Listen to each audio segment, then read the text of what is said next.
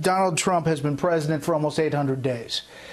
He's been president for almost 800 days. 675 of those included special counsel Mueller's investigation. As Molly pointed out, obviously there were stories and allegations prior to that about this Russian investigation. So no matter how you look at it, this is a consequential moment for this presidency, for this nation.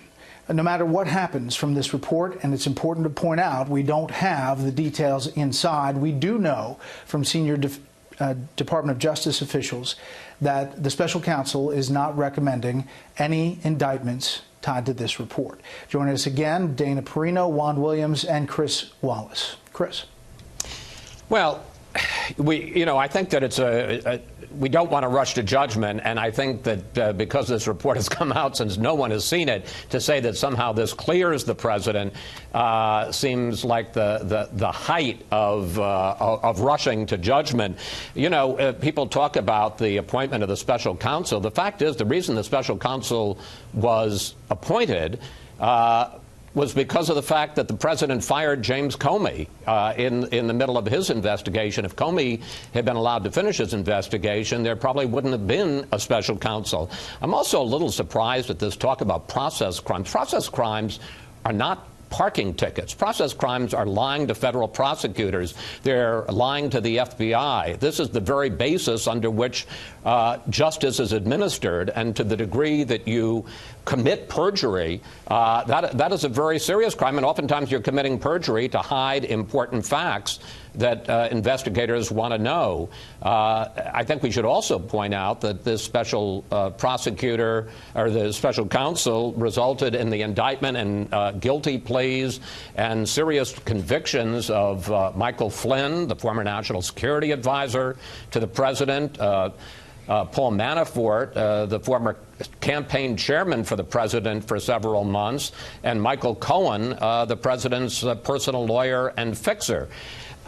When you look at this in a kind of a big picture way, there's no question the president has been under a cloud for his entire presidency on the question of this investigation, suspicions, and then a formal investigation as to whether or not he colluded with the Russians and whether he obstructed justice. So the fact that that investigation is over is a big milestone, even if we don't know what the final conclusion of the special counsel was. We'll have to wait and see. And I do think that if, and repeat if, it should be that the president is cleared of those basic fundamental charges of the special counsel, whether it was 1, collusion, or 2, obstruction of justice, that is a major victory for the president. And yes, Congress, and there are 6 committees that will continue to investigate. But if he is basically cleared of those charges, then it seems to me that there's going to be relatively little patience on the part of the public for continuing investigations, and they'll be seen as simply an effort by Democrats to try to find ways to cut up the president after the election. But in the basic charge, the cloud that he has been under, if the evidence shows that, it'll be a tremendous victory for the president, and he'll be largely in the clear in terms of these investigations. Well, I think, and to you, Dana, we're making clear that this is a consequential moment, a big moment, no matter what is in the report, and the caveats are all over the place when we talk about this, but the politics are front and center. Well, they are, and of course, I think that one thing that could be very interesting is, because this has been so secretive in many ways, you think about Robert Mueller, there have been no leaks, no grandstanding. He's run a very tight ship, and that's a good example for how to keep integrity of an investigation. And I think that he ends this with his reputation that was already stellar. He leaves with that completely intact, and now he can go back to doing it, whatever he was trying to do before he was called back into service to do this report. In addition, though, Brett, think about all of the people that have had to hire lawyers, that have had to be interviewed by the special counsel. It is very stressful. It is something that you have to keep very quiet. It's like between you and your attorney and your family, and that's it. But we might start to hear a little bit more about that. I don't know what we'll learn. We could learn the extent of it, but that is, of course, we know there are some people in the White House that have had to submit to those interviews. And so we might hear a little bit about how they were treated. And however, then that said, when you ask about the politics, I think there will be, as Chris said, very little patience if Congress decides that they want to just go ahead and just go back over this entire report. You just said it was a 2-year report, $12 million or $25 million total. The American people, yes, they want to know what was in it, but are they going to want to watch leading Democrats on Capitol Hill rehash this for 2 years? And the Democrats ought to be thinking about, do they want to show that they can govern? Do they want to start having hearings on issues that matter? Because, 2020, it's really not that far away. One thing to point out before I get to you, Juan, and that is not one person is being indicted for colluding with Russia or conspiracy with Russia to affect the election or his campaign. And that's a fact from officials at the Justice Department, report or no report, as we learn whatever is in it. Some experts who know this very well say this. There could be a secret grand jury, information known as 6E, in the report that's not supposed to be released publicly, since witnesses did not have lawyers present in those grand jury proceedings, and it's not technically a court proceeding. There could be secret intelligence information in the report, the release of which might damage national security in some way, shape, or form. There could be unproven and provocative statements or claims in the report, but tested by a court process that are over the top. The Attorney General is not just a clerk in this process. He has significant constitutional and statutory role. Special Counsel Mueller reports to him, and Attorney General Barr is to exercise his judgment in this case. Just thought I'd add that to the conversation. I think that's an important point. You got to keep in mind here as we hit this moment in terms of, the nearly 2-year-long process, that what we've learned from Robert Mueller on the record, if you will, what is in public at this moment is that he has charged 34 people with crimes, Brett. 6 of 6 people who were intimate with President Trump, Mike Flynn, for example, Paul Manafort. Apparently Manafort was providing polling information. Like, all of this is known because of the indictments that were filed by Robert Mueller. In addition, you have 24 people of the 34 in total that have been charged with crime who are Russians, who in fact are Russians that he has charged with interfering in the 2016 election. We will never see those people because they can't be extradited from Russia to come and face a trial here in the United States. So that, in a sense, gives you the universe that is on the record of what we know from Mueller's work.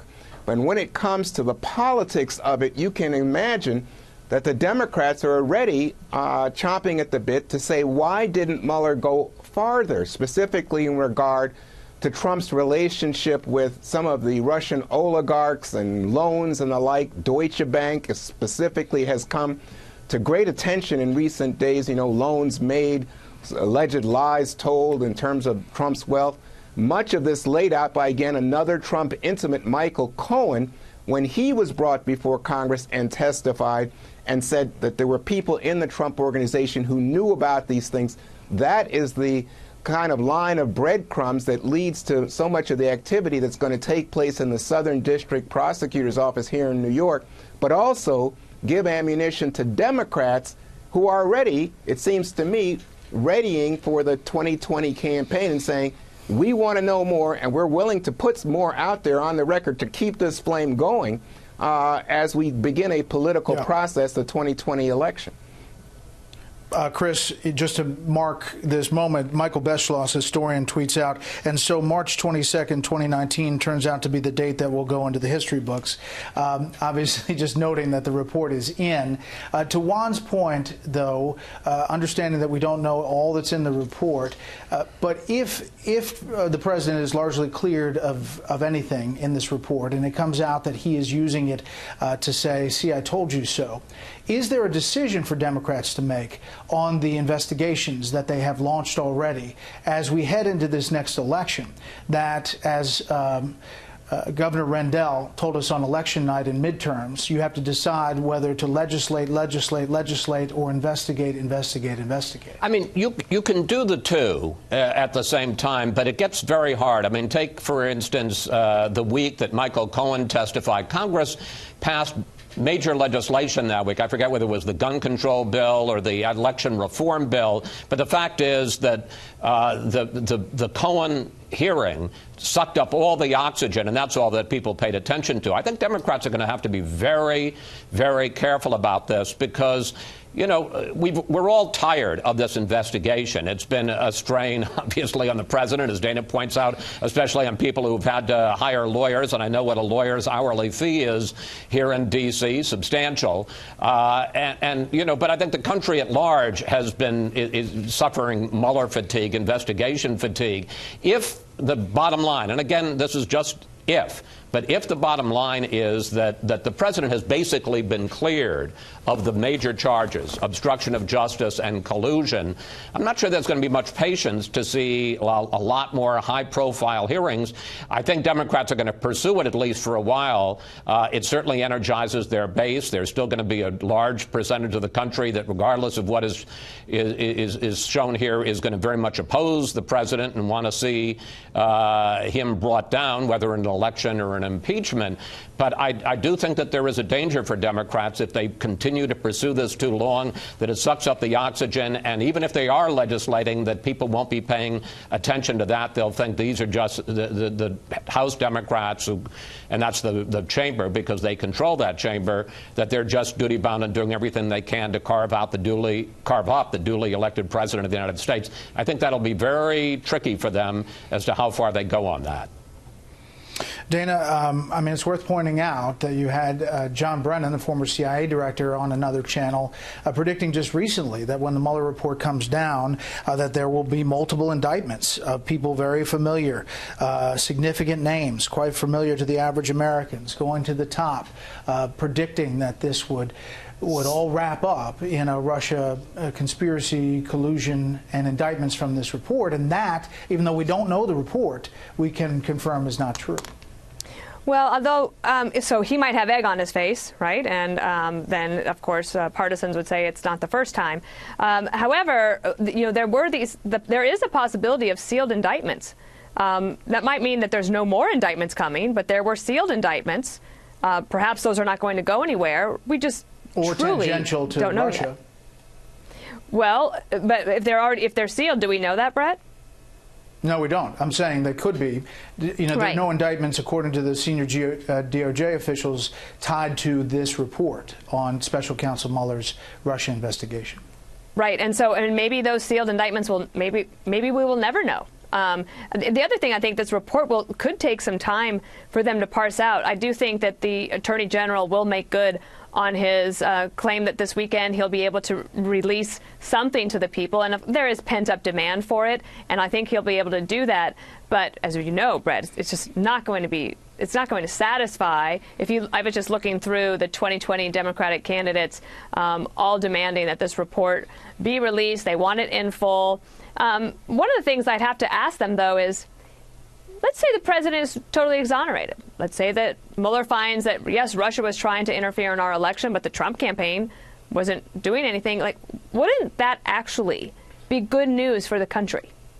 Like, setting aside the politics, we're not going to necessarily win on this issue anyway politically, but wouldn't that be a great thing if Robert Mueller finishes this thorough investigation and we find out that there was no problem, there was no collusion? I would think that most people would say, good, okay, so now how do we get about the business of preventing Russia from interfering in the future?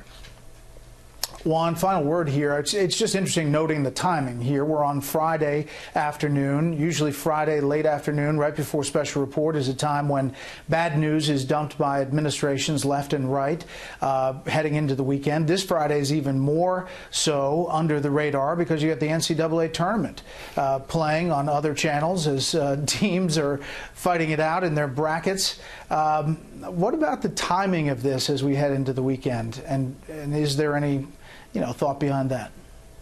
Well, I don't think that Robert Mueller is paying too much attention to that. I think the pressure here, the political pressure, is so intense, Brett, that for the people who were at the epicenter of this, I think that the effort was to get it done as quickly as possible, that they did not want this to drag on. I mean, you go back to the Clinton-Lewinsky affair, go back to Whitewater, go back to Watergate, and these things all took much longer than the almost 2-year period that we attached to the Mueller report. But I think for Mueller, the emphasis was to do it quickly and maintain credibility. I can't emphasize, I think everybody that you've talked to here this evening has said that Robert Mueller, to this point, has come out of this with his integrity intact, that people expect that he will have done a thorough job and been fair. And the polls show this, that the American people think that he has been fair. And the fact that he has been silent, that there have not been leaks out of his office, has helped to assert that he has been conducting a fair investigation, not using the media to his advantage, and that he wanted to get done quickly so that people wouldn't tire of it. I think that's what it is. Now, I agree with you about special report. I've seen you have to deal with late Friday night dumps, my friend. But I think this is much more about simply getting us to the point where you could take some of the pressure off the president, good or bad, leave that up to the partisans to decide, and secondly, to say this is what we've been able to find in a limited but fair investigation. Dana, Chris, Juan, thank you.